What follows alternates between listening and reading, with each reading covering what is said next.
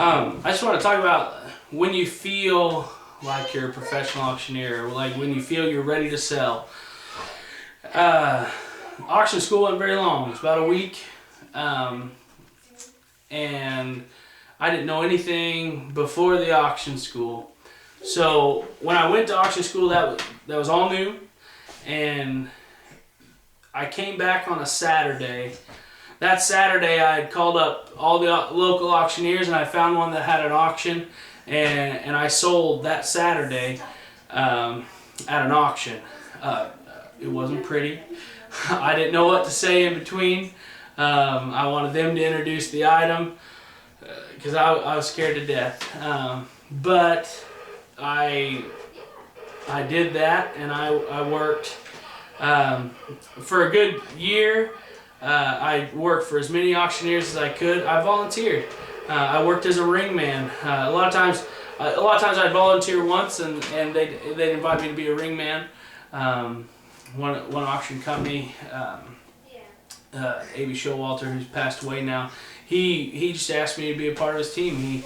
He liked the way I did things, and I liked the way their company worked, and so I've learned from a lot of good auctioneers through the day, through the early days of my auctioning, and I paid my dues with it. I worked a lot of free auctions for 5 minutes a time at the end of an auction, and you know, and then I did some trading. I did an auction in trade for my website.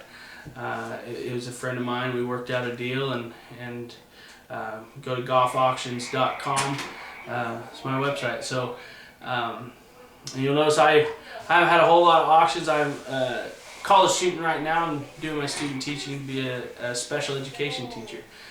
So the auction business hasn't been my focus.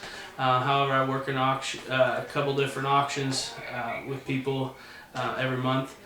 And so it's an opportunity to stay brushed up on my auction chant, and to work a crowd and to see some cool things sell.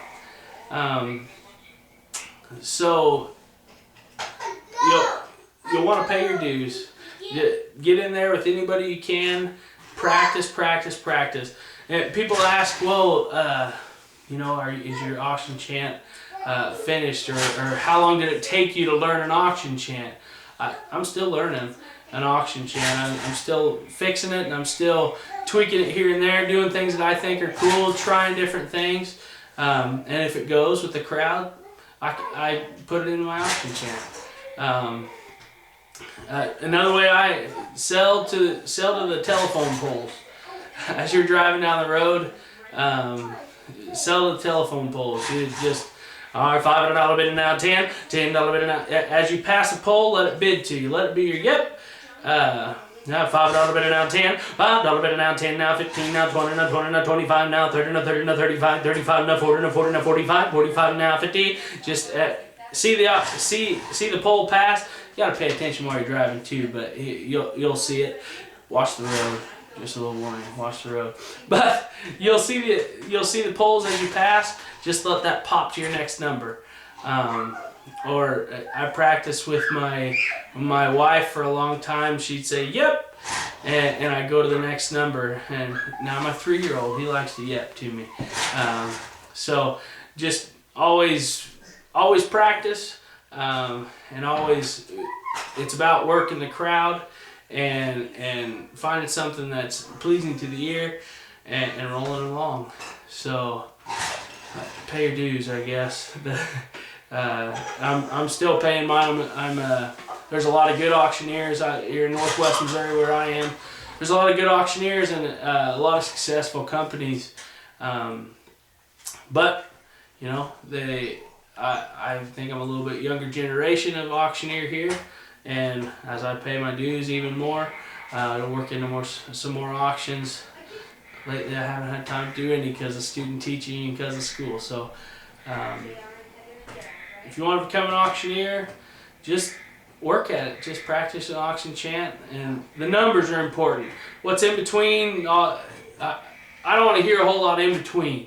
You can, whatever filler words, if you want to say dollar bit now, or I've heard bit a bomb. I've heard a lot of things, and it's all fine as long as you're focused on the numbers and not just on that, the jumbled mess in between, because that's what it is. It's just filler. Focus on the numbers. Pop on that number that you want them to bid. More times you pop on the one that you already have bid. So that way you're moving forward. So, all right. Hope that helped. Just keep practicing.